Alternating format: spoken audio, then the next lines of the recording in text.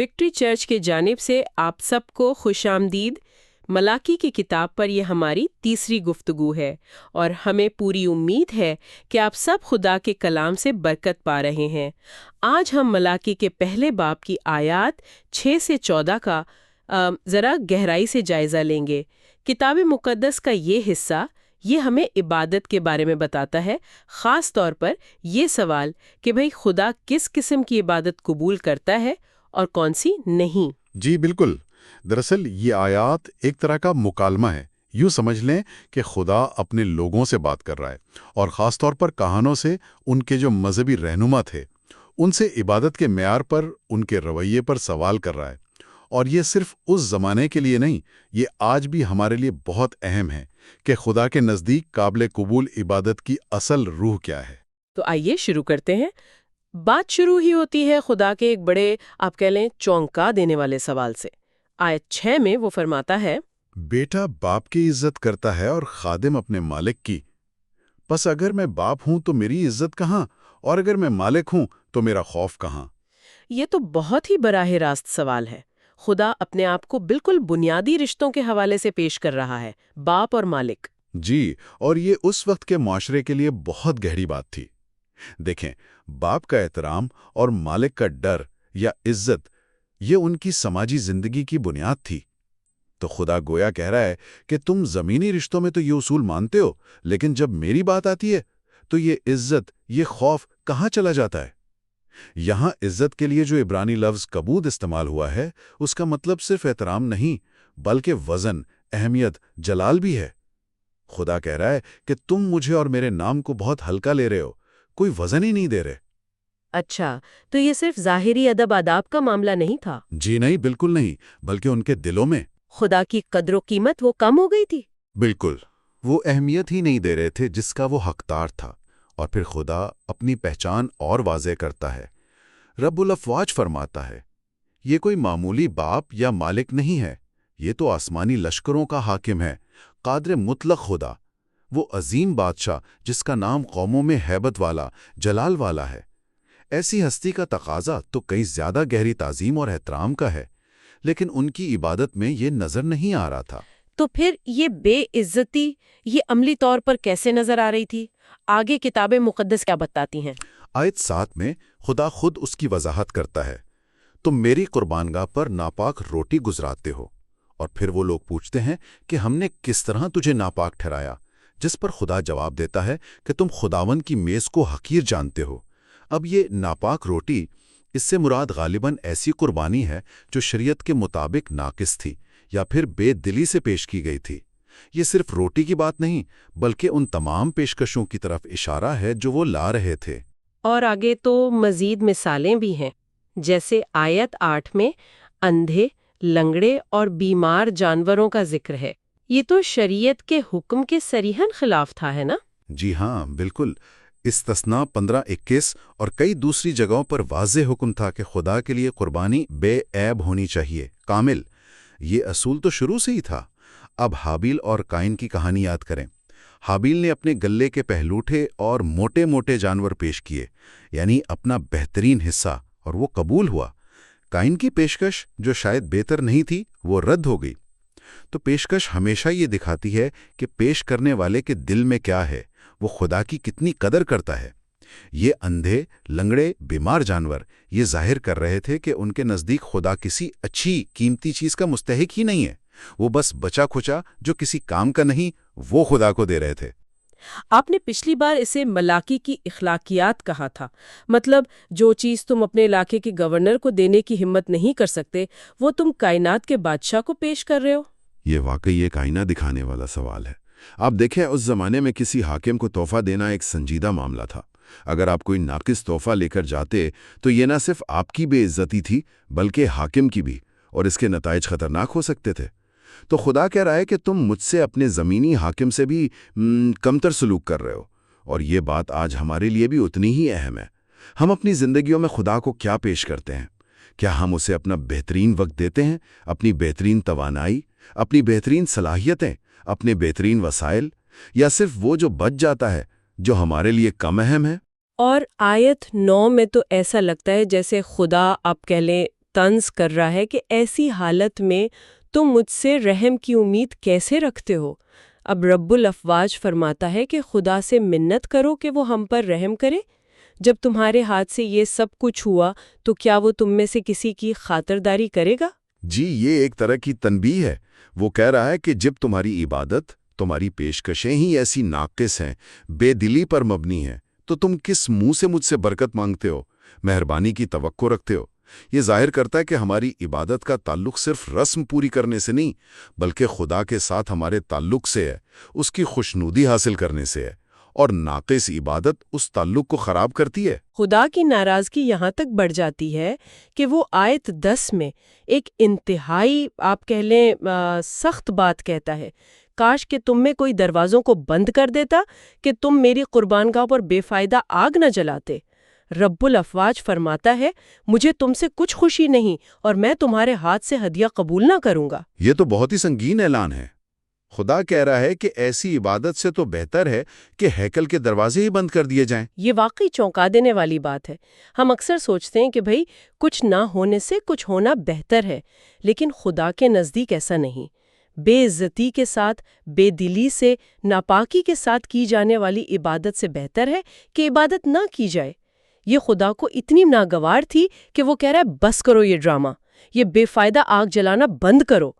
یہ صرف غصے کا اظہار نہیں تھا، بلکہ ایک گہری روحانی حقیقت کا بیان تھا۔ کیا تاریخ میں ایسی مثالیں ملتی ہیں جہاں خدا نے واقعی عبادت کو روک دیا ہو یا اس کی جگہ کو ختم کر دیا ہو؟ آپ نئے عہد نامے میں دیکھیں، ایفیسس کی کلیسیا کو خبردار کیا گیا تھا کہ اگر انہوں نے اپنی پہلی سی محبت دوبارہ پیدا نہ کی تو ان کا چراغ دان یعنی ان کی گواہی کی علامت ان سے ہٹا دی جائے گی۔ مکاشفہ میں ذکر ہے۔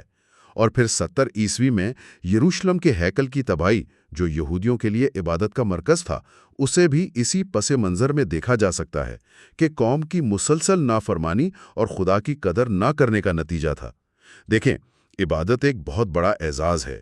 یہ کوئی حق نہیں جسے ہم جیسے چاہیں استعمال کریں۔ اسے ہلکا لینا خطرناک ہے۔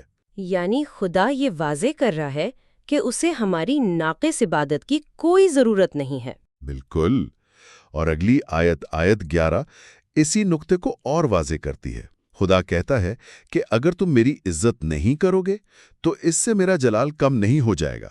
وہ فرماتا ہے کیونکہ مشرق سے مغرب تک میرا نام قوموں میں بزرگ مانا جائے گا اور ہر جگہ میرے نام پر بخور اور پاک ہدیہ گزارا جائے گا، اس لیے کہ میرا نام قوموں میں بزرگ ہوگا، رب الافواج فرماتا ہے۔ یہاں بخور یعنی خوشبودار دھنی جلانے کا ذکر ہے، جو اکثر دعاؤں کی علامت سمجھی جاتی تھی کہ وہ خدا تک پہنچ رہی ہیں۔ خدا کہہ رہا ہے کہ میری سچی عبادت صرف یروشلم یا یہودیوں تک محدود نہیں رہے گی، میں پوری دنیا سے، ہر قوم میں سے اپنے لیے ایسے لوگ پیدا کروں گا جو میری عزت کریں گے اور مجھے پاک قابل قبول ہدایہ پیش کریں گے۔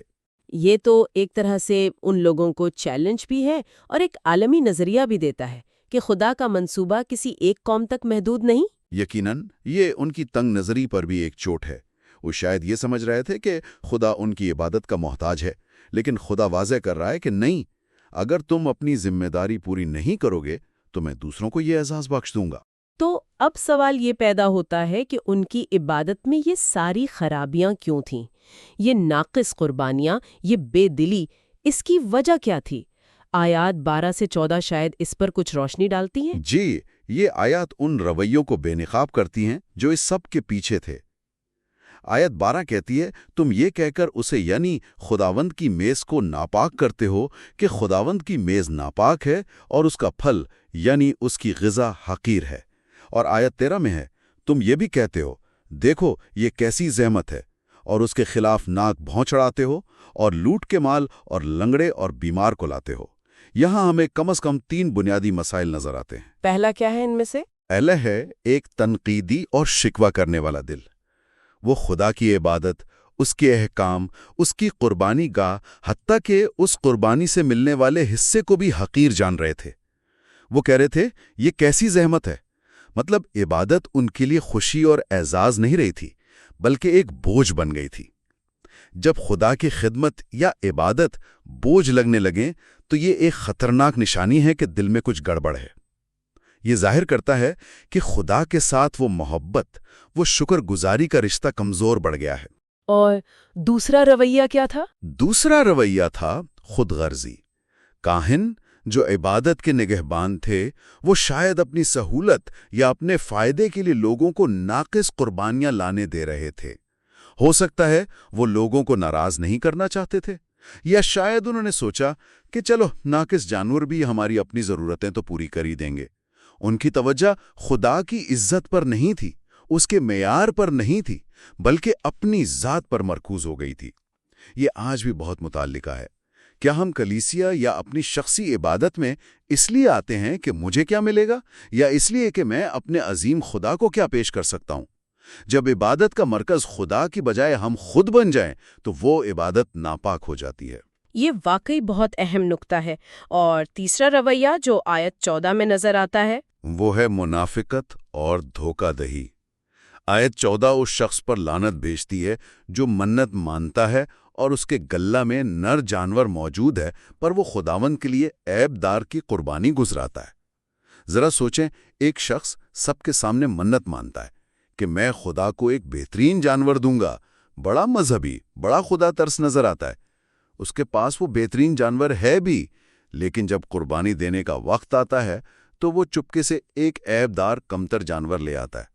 یہ تو سیدھا سیدھا خدا کو دھوکہ دینے کی کوشش ہے۔ یہ تو ہوئی نا بات، ظاہری پارسائی اور اندرونی بے ایمانی۔ بالکل، یہ دکھاوے کی مذہبیت ہے، دوسروں کو متاثر کرنے کے لیے وعدہ کرنا، لیکن خدا کے ساتھ اپنے وعدے میں ایماندار نہ ہونا۔ یسوع مسیح نے بھی اپنی پہاڑی واز میں اسی قسم کی منافقت سے سختی سے منع کیا تھا کہ دعا، روزہ یا خیرات لوگوں کو دکھانے کے لیے نہ کرو، ورنہ آسمانی باپ کے ہاں تمہارا کوئی اجل نہیں۔ متی 6 میں یہ درج ہے۔ خدا تو دلوں کو دیکھتا ہے، بلکہ اس کے پیچھے جو نیت ہے، جو دل کا رویہ ہے، اسے پرکھتا ہے۔ یقیناً، جیسا یسوع نے سامری عورت سے کہا تھا، خدا روح ہے اور ضرور ہے کہ اس کے پرستار روح اور سچائی سے پرستش کریں۔ یوحنا 4:24۔ سچائی کا مطلب ہے خدا کے کلام کے مطابق، اس کے معیار کے مطابق عبادت کرنا، یعنی بے عیب قربانی، صحیح طریقہ۔ لیکن صرف سچائی کافی نہیں۔ روح سے عبادت کرنے کا مطلب ہے صحیح نیت کے ساتھ، پورے دل سے، محبت، شکر گزاری اور تعظیم کے ساتھ۔ ملاکی کے زمانے کے لوگوں کی عبادت میں سچائی یعنی ناقص قربانی اور روح یعنی غلط رویے دونوں کی کمی تھی۔ تو اگر ہم ان آیات سے یعنی ملاکی 1:6 سے 14 تک جو اہم سبق ملتے ہیں انہیں سمیٹنا چاہیں تو وہ کیا ہوں گے؟ قابل قبول عبادت کے بنیادی اصول کیا نکلتے ہیں؟ میرے خیال میں چند اہم اصول ہیں۔ پہلا تو ہے خدا کی بے پناہ عزت اور تعظیم۔ ہمیں یاد رکھنا ہے کہ وہ کون ہے، ہمارا باپ، ہمارا مالک، رب الافواج، عظیم بادشاہ۔ ہماری عبادت میں یہ تعظیم نظر آنی چاہیے۔ دوسرا، خدا کو اپنا بہترین پیش کرنا۔ جی، اور یہ صرف مالی قربانیوں کی بات نہیں، بلکہ ہمارے وقت، ہماری توانائی، ہماری صلاحیتوں، ہماری توجہ، ہماری پوری زندگی پر لاگو ہوتا ہے۔ کیا ہم خدا کو اپنی بہترین چیزیں دے رہے ہیں یا بس بچا کھچا؟ اسے آپ دیانتداری کا اصول کہہ سکتی ہیں۔ ہماری پیشکش خدا کے لیے ہماری قدردانی دکھاتی ہے۔ تیسرا اصول، عبادت کو ایک اعزاز سمجھنا، بوجھ نہیں۔ یہ خدا کی مہربانی ہے کہ ہم اس کی حضوری میں آ سکتے ہیں، اس کی عبادت کر سکتے ہیں۔ ہمیں اسے ہلکا نہیں لینا چاہیے، نہ ہی اسے ایک تھکا دینے والی ذمہ داری سمجھنا چاہیے۔ اس میں خوشی ہونی چاہیے، شکر گزاری ہونی چاہیے۔ اور چوتھا، اپنے دل کو غلط رویوں سے پاک رکھنا۔ ہمیں تنقید سے، شکوک و شبہات سے، خود غرضی اور منافقت جیسے رویوں سے لڑنا ہے۔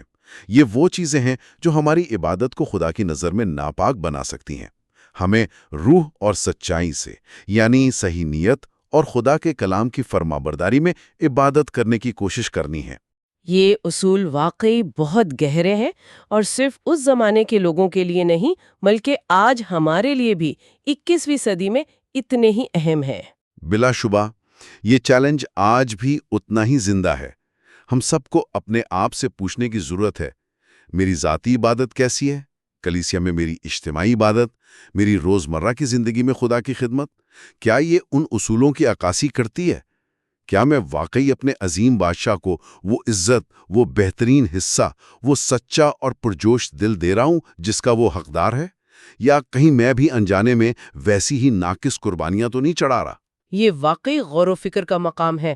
کیا ہماری عبادت صرف ایک رسم بن کر رہ گئی ہے یا یہ واقعی خدا کے ساتھ ہمارے زندہ اور محبت بھرے تعلق کا اظہار ہے؟ یہ ایک ایسا سوال ہے جو ہمیں لگاتار اپنے آپ سے پوچھتے رہنا چاہیے، کیونکہ خدا ظاہری چیزوں سے متاثر نہیں ہوتا، وہ دل کی گہرائیوں کو جانچتا ہے، اور وہ ایسی عبادت چاہتا ہے جو حقیقی ہو، مخلصانہ ہو اور اس کے جلال کے لائق ہو۔ ہمیں امید ہے کہ ملاکی کی کتاب کے اس حصے پر آج کی گفتگو نے ہم سب کو اپنی عبادت پر غور کرنے اور اسے بہتر بنانے کے لیے کچھ نئی سوچ ضرور دی ہوگی۔